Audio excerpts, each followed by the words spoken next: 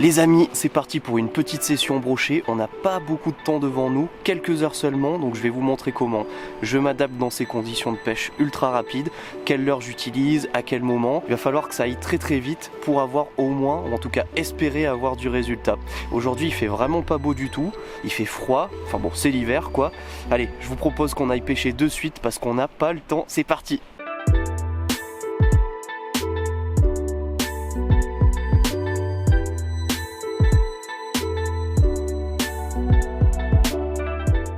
Bon, quelle leurre on va utiliser aujourd'hui? Parce que quand on n'a pas beaucoup de temps, il faut pas trop s'encombrer et tout est histoire de sélection. Donc comme vous voyez, j'ai pris différentes tailles de leurres, beaucoup de leurres souples, quelques leurres dures aussi. C'est toujours intéressant d'avoir quelques leurres qui vont brasser beaucoup d'eau pour déclencher des attaques un petit peu réflexes. Donc type un spinnerbait, un buster, mais aussi donc beaucoup de petits, deux leurres souples, du 3 pouces et demi par exemple ici, donc du 4 pouces, 5 pouces, du 6 pouces, donc différentes tailles de leurres. Ça selon moi c'est très important d'avoir plusieurs tailles sur soi pour essayer de proposer finalement la taille qui sera la plus adéquate au moment de la session de pêche. Mais je vais pas tout de suite pêcher avec des petits leurres ou des plus gros leurres, je vais essayer d'avoir quelque chose d'assez polyvalent on va dire au début. Et ça me semble pas mal. Allez go, on va faire ça. Donc là ce que je fais quand même c'est que j'écrase l'ardillon de ce leurre-ci, un petit coup de pince.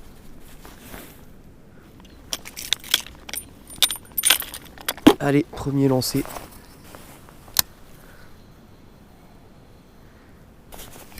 Il y a beaucoup d'herbe hein.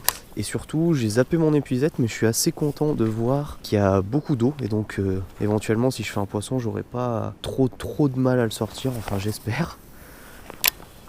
Il a beaucoup plu là ces derniers jours et là il y a beaucoup d'eau dans ce petit spot.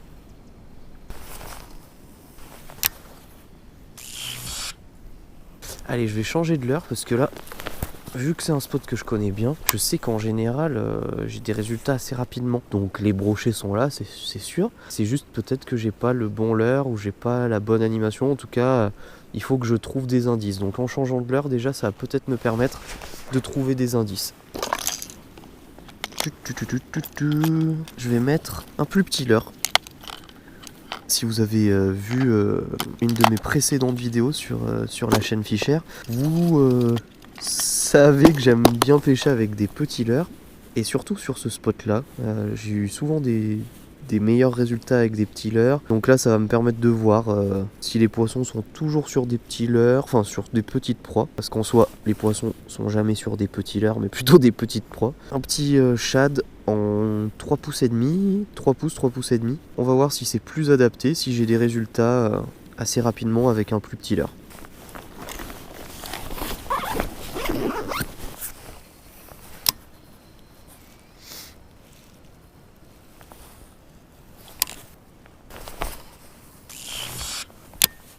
Allez, je viens de rechanger de leurre pour vraiment essayer de trouver qu'est-ce qui va déclencher un brochet aujourd'hui dans ces conditions vraiment froides.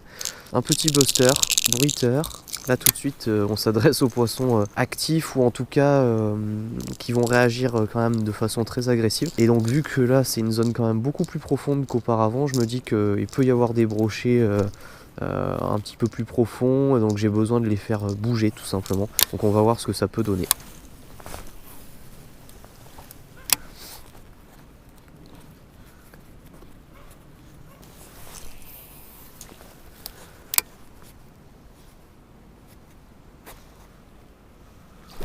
Waouh, il était beau. Il était très joli. Ah, il était juste là. Ça l'a déclenché. Hein.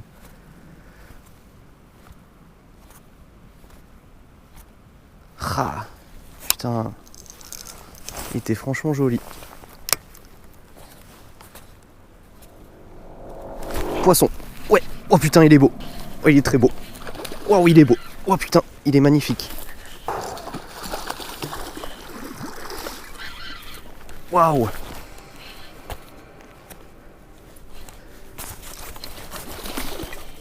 Ouh!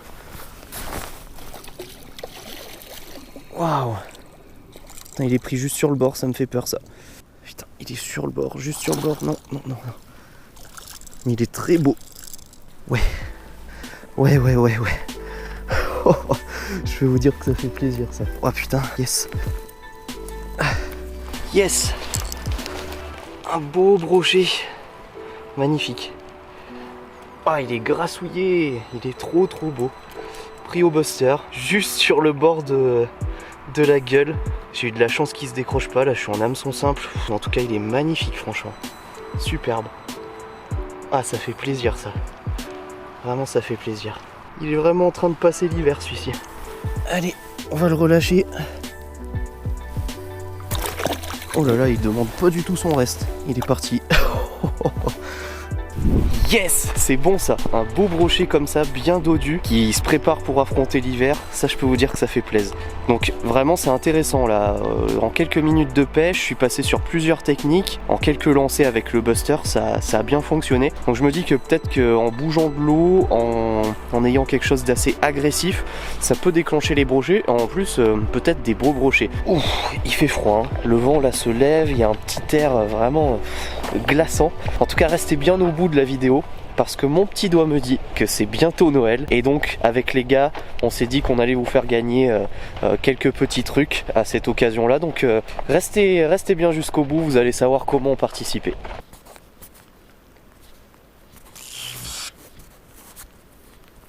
Et là ça fait vraiment une super zone, un espèce de contre-courant qui est là, donc je me dis que c'est un poste de chasse assez idéal pour un brochet. Donc on va essayer de voir s'il se cache quelque chose ici. J'ai mis un gros leurre souple, un gros shad fluo. Sachant que, pardon, j'espère que je suis pas en train de m'enrhumer à cause de ce temps là. Je disais ouais, il n'y a pas de silure ici, ou pas de cendre. C'est pas vraiment le genre de rivière où il y en a. Donc là pour le coup je recherche purement un brochet ici.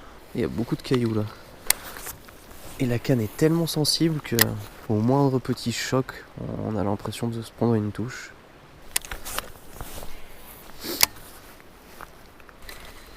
Donc si vous vous posez la question de quel matériel j'utilise, je vous invite à aller dans la description de la vidéo.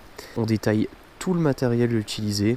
En tout cas aujourd'hui là je teste un petit combo full Shimano, avec une canne, une Zodias en puissance 10-30 et un moulinet Shimano Chronarch, et franchement les sensations sont juste au top. Aussi bien dans les lancers que dans les sensations une fois que le leurre est dans l'eau, c'est vraiment très cool. C'est une canne par contre très raide, mais pour pêcher de la façon dont je pêche actuellement, je trouve que c'est plutôt bien adapté. Je vais peut-être essayer d'associer justement un jig texan à quelque chose d'un petit peu plus discret. Alors, je vous explique. Ouais, je vais faire ça. Je trouve ça assez cool. Donc on va prendre un leurre de taille, on va dire, correcte pour pêcher le brochet aujourd'hui, je pense. C'est-à-dire que ça fait une jolie petite bouchée. Par contre, c'est pas un shad cette fois-ci, c'est ce qu'on appelle un grub ou un twist. Ce style de leurre est bien connu, je vous apprends rien, je pense.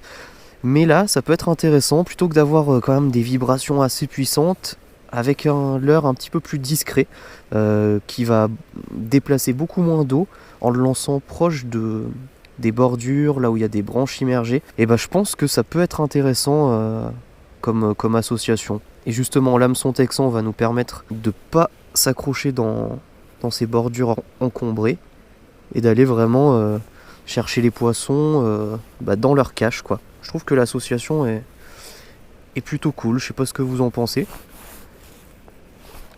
Ouais, ça me plaît bien moi. Alors si je pouvais vous donner quelques conseils pour aller pêcher quand vous avez pas trop de temps, ça serait premièrement d'aller pêcher des spots que vous connaissez, voire que vous connaissez même bien. En tout cas, tout dépend bien sûr de l'objectif de votre session de pêche, mais si c'est avoir du résultat sur quelques heures, selon moi, aller pêcher des endroits vraiment qu'on connaît bien, c'est très important. Là typiquement, je suis sur un endroit que j'apprécie, que vous connaissez sans doute aussi si vous nous suivez un petit peu. C'est d'ailleurs là sur ce coin là que j'ai fait ma dernière vidéo consacrée au brochet.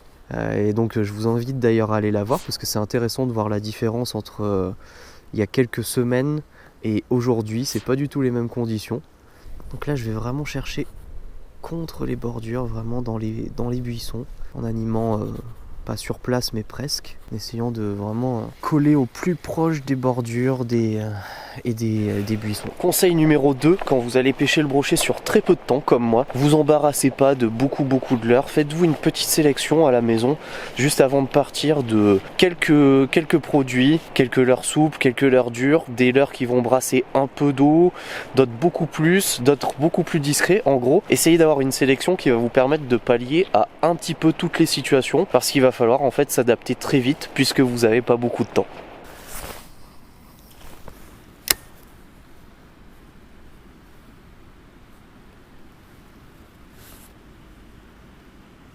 Oh, poisson. Poisson. Waouh, il est joli. Il est super beau. Il est super beau. Non. Surtout pas. Brochet numéro 2 qui vraiment c'est triste mais s'est fait éclater par un autre pêcheur sans doute. Pris avec le jig. Donc ça fait trop plaisir, montage texan. Un joli brochet franchement. Très joli. Yes. Allez, on va vite le relâcher un peu plus bas. Non. C'est bon, il est reparti, il est juste là. Ouf, il m'a échappé un petit peu des mains. J'ai eu peur qu'il reparte pas très bien, mais là c'est parfait. Yes, ça fait plaisir ça. Vraiment un petit peu déçu par la blessure du brochet. Juste le petit bémol, mais bon, sinon content que la technique ait bien fonctionné là. Comme quoi d'aller gratter un petit peu à mes pieds dans les buissons, ça a marché. Alors ça n'a pas tout de suite marché. Mais je pense que si j'avais pas utilisé cette technique là, j'aurais pu passer à côté. Donc ça fait vraiment super plaisir. Voilà, je suis juste un petit peu déçu. C'était un brochet gueule cassée, on va dire. D'ailleurs, dites-moi ce que vous en pensez. Je pense pas que ce soit une sorte de malformation, mais vraiment quelque chose qui l'a eu un accident, on va dire, et puis il a cicatrisé par-dessus. Donc voilà, ça l'a bien amoché en tout cas. On voit que pour sa survie, j'ai l'impression que ça lui pose pas forcément de soucis. Donc c'est déjà une bonne chose. Si vous avez par exemple 2 gros triples sur un leurre dur, voilà, là ça peut vraiment abîmer les poissons. N'hésitez pas à écraser vos ardillons aussi quand vous le pouvez. Alors je sais que c'est toujours une démarche un peu délicate. Moi j'essaye de le faire au maximum. Et bon, c'est toujours intéressant de décrocher un poisson facilement, de pas avoir utilisé de pince. Par rapport à la pince, ayez une pince aussi sur vous parce qu'on n'est jamais à l'abri qu'un poisson gamme par exemple un peu trop profondément ou qu'il faille écraser justement des ardillons si vous l'aviez pas fait auparavant. Donc essayez d'être équipé en conséquence quand vous relâchez vos poissons, sinon essayez d'être en adéquation au maximum avec cette pratique là, bien sûr si vous la pratiquez. Allez, on rentre, le temps est écoulé. Et voilà, session terminée, je me suis régalé, c'était vraiment pas facile. Les conditions sont bien sûr très difficiles en hiver, je veux dire juste pour le confort, il fait froid. Mais même en termes de pêche, c'était pas évident à trouver la clé aujourd'hui. Donc si je résume, les 2 conseils que j'ai pu vous donner un petit peu pendant la session de pêche. Premier conseil, aller sur un spot qu'on connaît bien, ça vraiment c'est très important. Deuxième conseil, ne pas emmener beaucoup de matériel avec vous. Et enfin, si je peux terminer sur un dernier conseil, ça serait d'être le plus efficace possible. Alors c'est facile à dire, mais l'idée là c'est de battre le plus de terrain possible, de pas trop s'attarder sur des spots qu'on sent pas trop. Il y a une partie d'instinct aussi, c'est bête à dire, mais faites-vous confiance, allez là où vous dites là je le sens bien. Suivez des idées que vous pourriez avoir de changement de leurre, en tout cas remettez-vous en question, n'hésitez pas à être actif. Parce que vous n'avez pas beaucoup de temps à perdre sur ces quelques heures d'une session, j'allais dire éclair. Donc soyez vraiment très efficace, remettez-vous en question, pêchez rapidement. Enfin voilà, il faut gagner du temps, quoi, forcément, vu qu'on n'en a pas beaucoup. Ce qui a bien marché, ça a été 2 choses aux antipodes, c'est-à-dire d'une part de la vibration et d'autre part de la discrétion. À 2 moments différents, mais voilà, on se rend compte qu'il faut changer, en tout cas il faut être actif et se remettre en question. Premier leurre qui a marché, un buster, donc qui vibrait beaucoup, enfin qui déplaçait beaucoup d'eau et qui a fait taper un poisson en pleine eau.